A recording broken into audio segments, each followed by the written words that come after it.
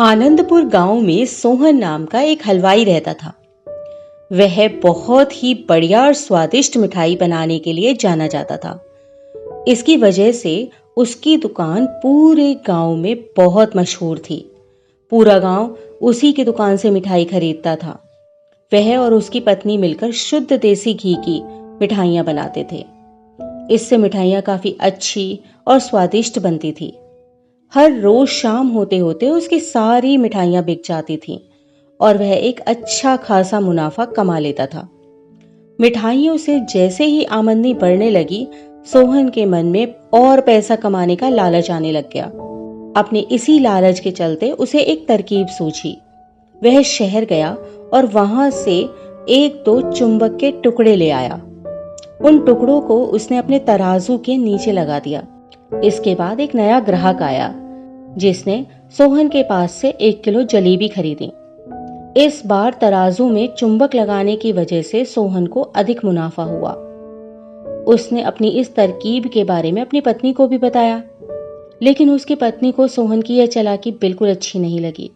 उसने सोहन को बहुत समझाया कि उसे अपने ग्राहकों के साथ इस तरह की धोखाधड़ी नहीं करनी चाहिए, लेकिन सोहन ने अपनी पत्नी की एक ना सुनी और वो हर रोज तराजू के नीचे चुंबक लगाकर अपने ग्राहकों को कम सामान देने लगा और धोखा देकर अधिक मुनाफा कमाने लगा।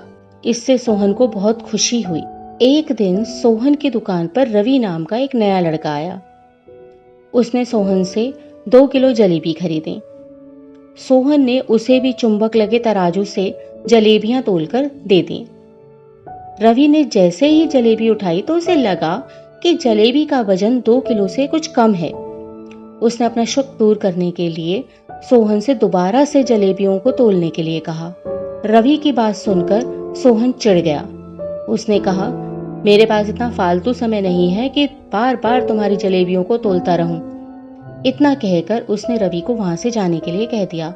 सोहन मिठाई वाले की बात सुनने के बाद रवि जलेबी लेकर वहां से चला गया। वह एक दूसरी दुकान पर गया और वहां बैठे मिठाई वाले से अपनी जलेबी तोलने के लिए कहा। जब दूसरे दुकानदार ने उन जलेबियों को तोला तो जलेबी सिर्फ 1.5 किलो ही थी। अब उसका शक यकीन में बदल गया था।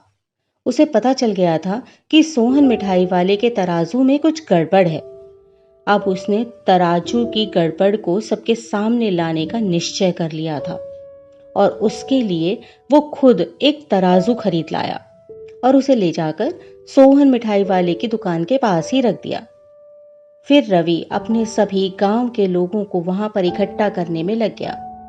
जैसे ही लोगों की थोड़ी भीड़ बढ़ने लगी तो उसने गांव के लोगों को कहा कि आज मैं आप सभी लोगों को एक जादू दिखाऊंगा।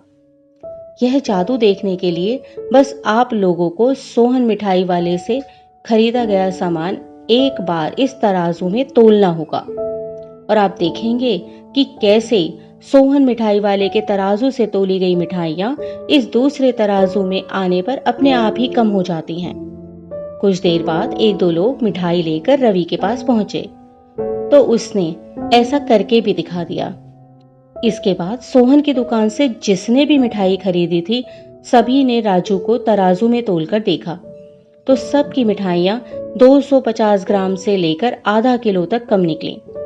यह सब देखकर लोगों को काफी हैरानी हुई। अपनी दुकान के पास ही यह सब होता देखकर सोहन मिठाई वाला रवि से झगड़ा करने लगा। उसने लोगों को बताया कि रवि यह सब नाटक कर रहा है अपनी बात को सही साबित करने के लिए।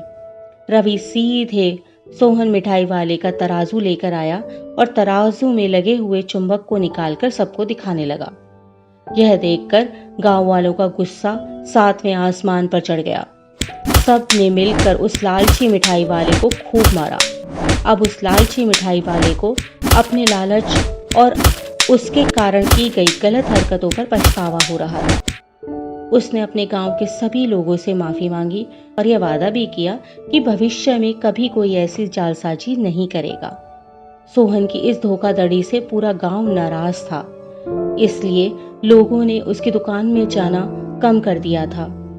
उधर सोहन के पास पछताने के अलावा और कुछ नहीं बचा था, क्योंकि वह पहले ही पूरे गांव का भरोसा खो चुका था। तो हमें इस कहानी से यही सीखने को मिलता है कि हमें कभी भी लालच नहीं करना चाहिए। हमेशा ईमानदारी के साथ काम करने से ही इंसान का नाम होता है। लालच के चलते भले ही कुछ समय के लिए हमें ज्यादा फायदा हो जाए, लेकिन उससे इज्जत और आत्मसम्मान दोनों ही कम हो जाते हैं।